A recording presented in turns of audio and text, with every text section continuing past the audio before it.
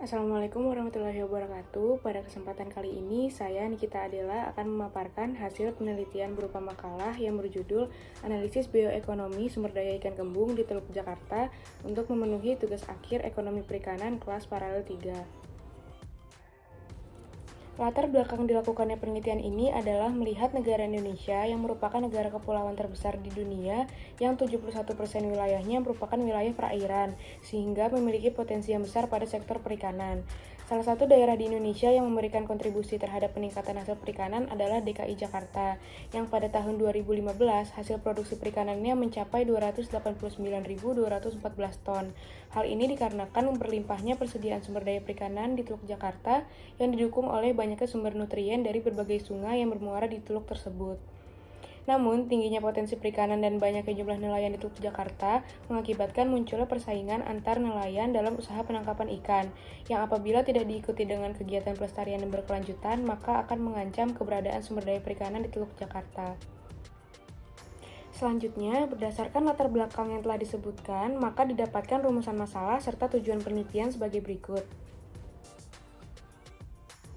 Tinjauan pustaka yang digunakan pada penelitian ini adalah sumber daya perikanan, model bioekonomi Gordon Sheffer, dan permasalahan perikanan tangkap. Metode analisis yang digunakan adalah analisis bioekonomi yang merupakan kombinasi antara analisis aspek biologi dan aspek ekonomi yang digunakan untuk mendapatkan tingkat optimal dengan menghitung tingkat kelestarian sumber daya perikanan. Aspek biologi pada bioekonomi perikanan ditunjukkan pada aspek pertumbuhan ikan yang merupakan dasar teori bioekonomi perikanan. Sedangkan untuk aspek ekonomi umumnya dipengaruhi oleh 3 faktor, yaitu aspek pasar, aspek preferensi konsumen dan produsen yang terlibat, dan aspek aktivitas ekonomi. Aspek ekonomi perikanan memerlukan input seperti tenaga kerja, kapal, mesin, dan sebagainya. Komponen input tersebut dibeli melalui mekanisme yang memerlukan biaya untuk mendapatkannya yang akan dihasilkan melalui proses produksi. Teluk Jakarta terletak di utara kota Jakarta dengan luas teluk 285 km persegi dan di Teluk Jakarta bermuara 13 sungai yang salah satunya adalah Muara Angke. Salah satu perkampungan nelayan yang berlokasi di Muara Angke adalah Kali Adem yang di dalamnya terdapat 118 nelayan lokal dan 317 nelayan pendatang. Tercatat pada tahun 2017, ikan laut yang berhasil didaratkan di Pelabuhan Muara Angke mencapai lebih dari 50 juta kilogram yang terdiri dari ikan beku dan ikan segar. Untuk menghitung analisis bioekonomi ikan kembung, memerlukan data hasil tangkapan ikan kembung dari tahun 2013 hingga 2017 yang rata-ratanya sebesar 449,64 ton per tahun, kemudian upaya penangkapan ikan kembung yang rata-ratanya adalah 6.694,4 trip, serta catch per unit effort yang rata-ratanya sebesar 0,06974 ton per trip.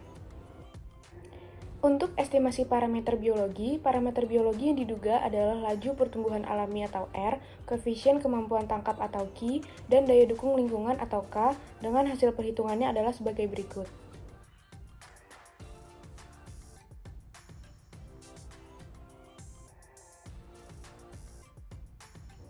Untuk estimasi parameter ekonomi terbagi menjadi dua, yaitu estimasi biaya dan estimasi harga. Biaya dan harga yang telah didapatkan dari data sekunder maupun data primer, kemudian dihitung biaya dan harga realnya yang nantinya akan dimasukkan ke dalam perhitungan analisis bioekonomi.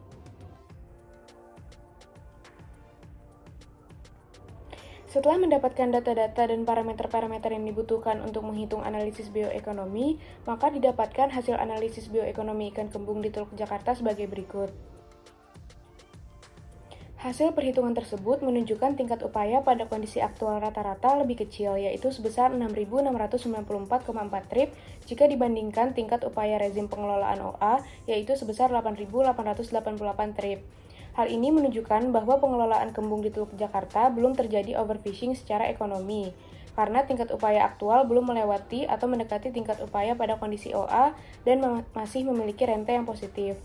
Sedangkan pengamatan overfishing berdasarkan MSY menunjukkan bahwa kondisi aktual telah mengalami overfishing secara biologi karena tingkat upaya aktual rata-ratanya yaitu 6.694,4 trip lebih besar dibandingkan dengan tingkat upaya pada rezim MSY yaitu 4.936 trip. Oleh karena itu, langkah yang seharusnya dilakukan agar mencegah terjadinya overfishing terhadap ikan kembung adalah dengan mengurangi tingkat effort aktual yang diperlukan hingga besarnya sama dengan effort MSY. Hal tersebut bertujuan agar nelayan mendapatkan rente dan hasil yang optimum namun tetap berkelanjutan. Berdasarkan hasil penelitian tersebut, maka didapatkan implikasi kebijakan sebagai berikut. Yang pertama, banyaknya nelayan pendatang yang daerah tangkapannya di sekitar Teluk Jakarta harus mempertimbangkan estimasi potensi dan jumlah tangkapan sumber daya ikan yang diperbolehkan untuk ditangkap.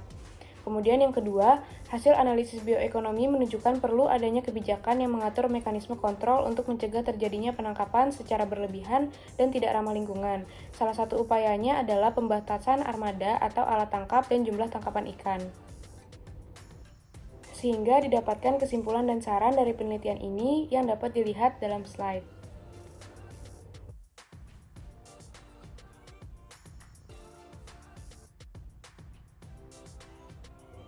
Sekian pemaparan dari saya. Mohon maaf apabila terdapat kesalahan serta kekurangan dalam penyusunan makalah. Terima kasih atas perhatiannya. Wassalamualaikum warahmatullahi wabarakatuh.